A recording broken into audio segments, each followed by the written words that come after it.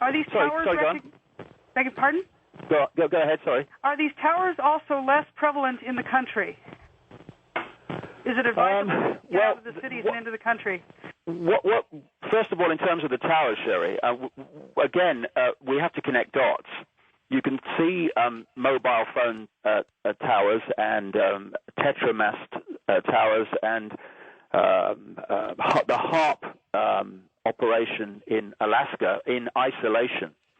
Or you can see that they all connect, and you can connect them into the satellite system and all these other things. What they're doing is building like a electromagnetic fabric around the Earth to create an energy field, which is there to affect the way we think, the way we feel emotionally, and our physical health.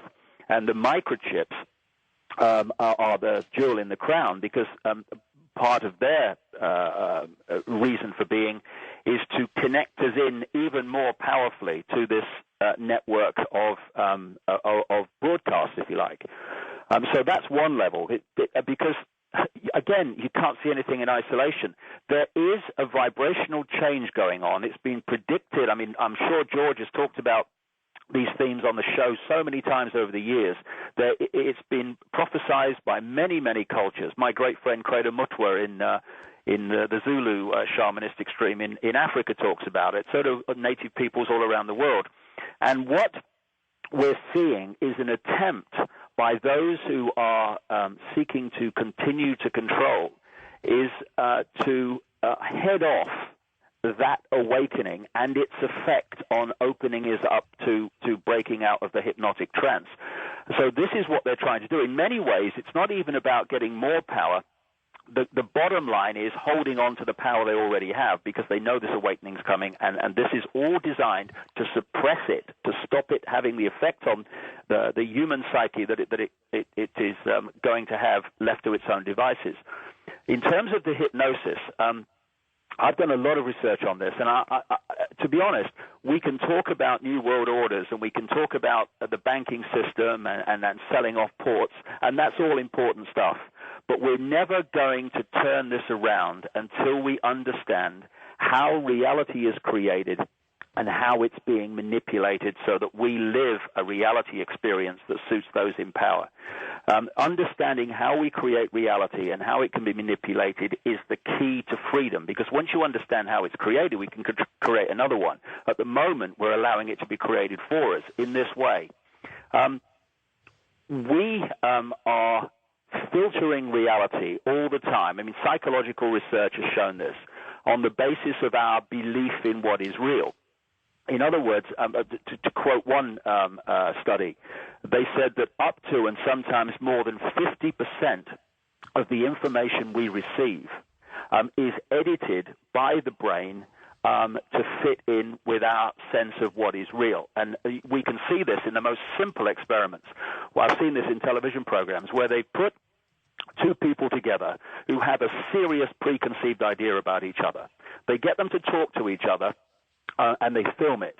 They then take them aside as individuals, and they ask them what the other person said and how they said it.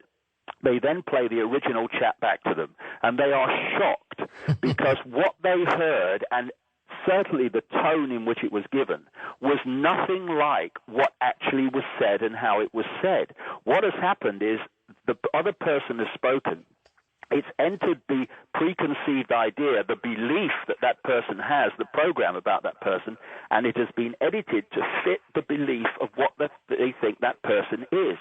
Now, therefore, they are hearing certain words and tones which are not actually being said by the person. Now, that simple process is happening to us all the time. And what is a hypnotist doing, a stage hypnotist? I went to see a few stage hypnotist shows when I was researching my last book. What they're doing is they're implanting a false belief in reality into the stooge on the stage. They're saying to them, there's an elephant in the audience. They're saying to them, the person next to them is naked. They're saying to them that although they're eating a potato, it's actually an apple. And there's a great line in the Matrix movie where the first one, where the Neo character says, so what is real? And the Morpheus character says, well, if you're talking about what we can see, touch, taste, hear, feel, then real is just electrical signals interpreted by your brain, and that's what it is. What happens with the potato thing in the hypnotist stage show is that the potato, the electrical signal, which is what taste is, goes to the brain, and the brain reinterprets it to the taste of an apple because that is what it has been programmed to believe it is actually tasting. Now, when you take that to the hypnotist in the corner of virtually every living room, the television, you take it to the hypnotist show we call education. We take it to the mainstream media that's pouring out a certain version of reality all the time, and then you've got one generation hypnotized to believe a certain reality, and they, through no malevolence, pass that programming and belief onto the next generation. All those things are programming the population with a perception, a belief in reality. And as a result, we then take information that comes into us and then we edit it to fit the reality we've been hypnotized, if you like, to believe in. And this is why the term waking up, as people use when they suddenly start to get it, is so accurate. They are waking up from the trance. And people say, why didn't I get it before? It's so obvious. Well, why didn't the person on the stage get they were eating a potato and not an apple? Because they were programmed to believe otherwise. And that's what we're dealing with, George and Sherry. We're dealing with a global population that is hypnotized with this false reality. But we can break out of it if we take our power back, because we cannot be. I mean, you go to these stage shows, and what they're doing when they're picking people out of the audience and going and looking at them, what the hypnotist is doing is picking out those that can be hypnotized easily and those that can't. And those that can't are asked to go back into the audience and watch the show. So we have the power not to be hypnotized on all these different levels, but we have to take it back. David, have you heard that the Illuminati would love to reduce the population of the planet down to 500 million from its current 6 billion?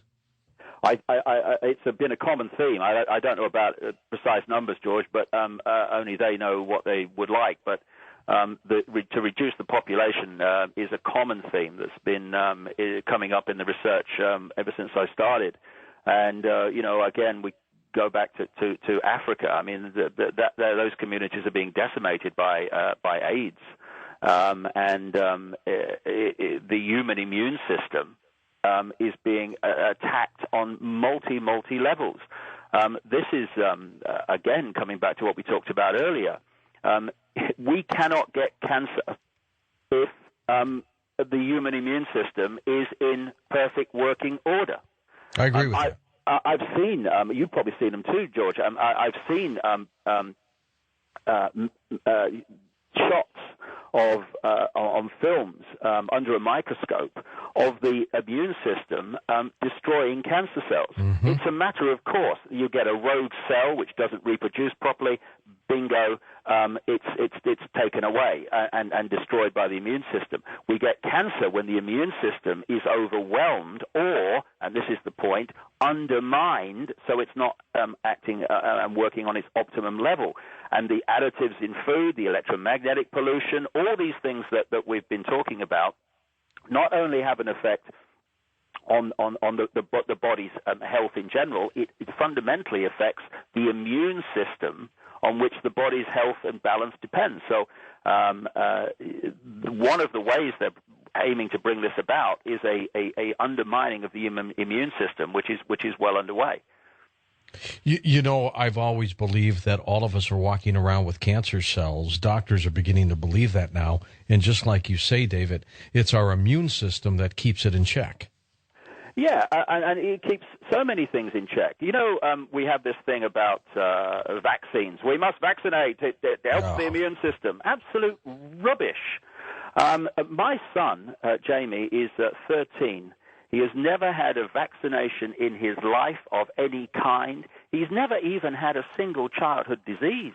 His mates have, who've been immunized, and he was given a health test about 6 months ago or so, And the practitioner who did the test said, this boy is the healthiest person I've ever tested.